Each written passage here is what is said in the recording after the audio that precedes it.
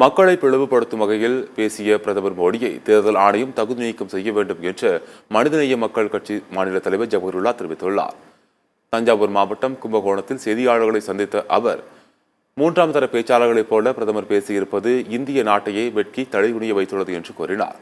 மக்களை பிளவுபடுத்தும் வகையில் பேசிய பிரதமர் மோடியை தேர்தல் ஆணையம் தகுதி நீக்கம் செய்து பரப்புரை மேற்கொள்ளவும் தேர்தலில் போட்டியிடவும் தடை விதிக்க வேண்டும் என்றும் தெரிவித்தார்.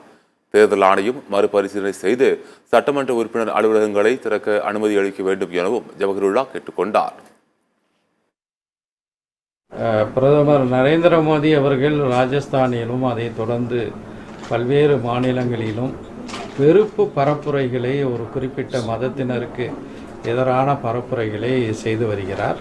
தேர்தல் நடத்தை விதிமுறைகளினுடைய பல்வேறு பிரிவுகள், அதேபோல் மக்கள் பிரதிநிதித்துவ சட்டத்தினுடைய பல்வேறு பிரிவுகள், அரசமைப்பு சட்டத்தினுடைய பல்வேறு பிரிவுகளுக்கு முரணாக இருக்கின்றது.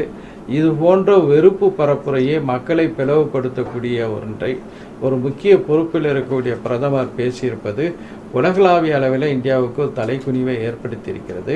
எனவே தேர்தல் ஆணையம் தன்னுடைய நடுநிலையை நிரூபிக்கக்கூடிய வகையில் இத்தனை விஷயங்களையும் மீறி நடந்திருக்கக்கூடிய பிரதமரை தேர்தலில் நிற்பதிலிருந்து அவரை டிஸ்குவாலிஃபை பண்ண வேண்டும், தகுதி நீக்கம் செய்ய வேண்டும், அவருடைய பரப்புரைக்கு தடை செய்ய வேண்டும்.